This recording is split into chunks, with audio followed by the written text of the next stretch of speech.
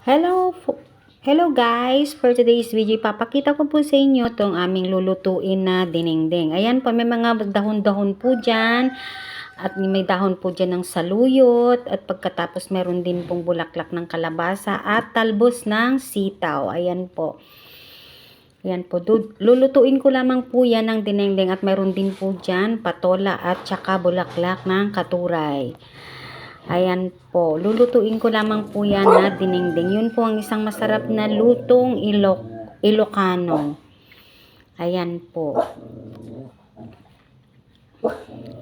Ang una ko nga pong ginawa dyan ay nagpukulo po ako ng tubig at saka nilagyan ko po yan ng bagoong. Yan po, naglagay na rin nga po pala ako dyan ng sitaw kasi hindi ko na po na-videohan yung gulay na sitaw. Ayan po. Pinakulo ko lamang po yan at pagkatapos po ng mga ilang minuto, ilalagay ko naman po yung bulaklak ng kalabasa at talbos ng kalabasa. Ayan po. Konting halo-halo lamang po.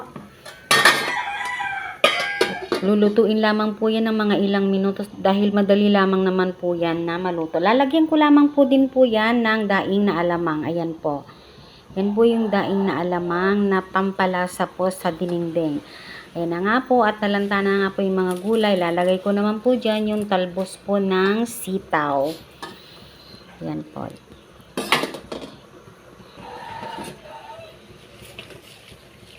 Hahaluin lamang po para malanta at magkaroon po ng lasa para lumahok po doon sa mga lasa na narikado po.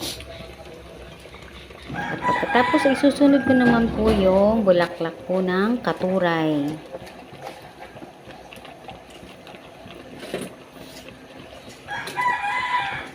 Ayan po, hahalo-haluin para malanta yung gulay.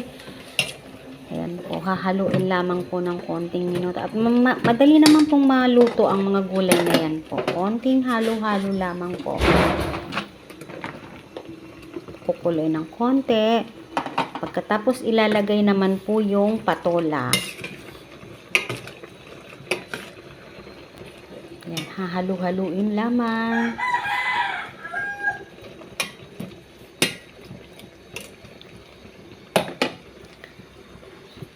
At pag medyo nalanta na po, ilalagay naman, tatakpan po ng konti. Konting minuto lamang po yan. At pag nalanta na po ng ganyan, ilalagay naman po yung sahog na piniritong bangos. Ayan po. Ayan. Ayan po. Ilang minuto lamang po yan at pwede na po yan i-serve.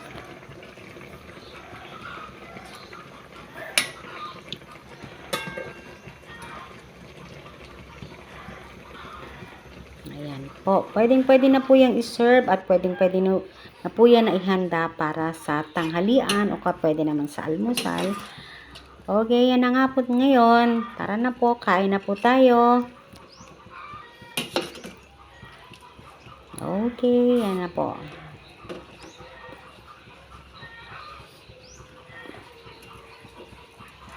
Ayan po ang dinengdeng ng mga Ilocano. Purong gulay po yan. Napaka-masustansya at napakasarap naman po. Sa mga Ilocano po, sanay na sanay po silang mag-ulam ng ganitong klase ng ulam. Okay, yan na lang po muna ngayon. Maraming salamat po sa panonood. Okay, bye and thank you. Thank you for watching. Nood po ulit kayo sa susunod na video. Maraming salamat po.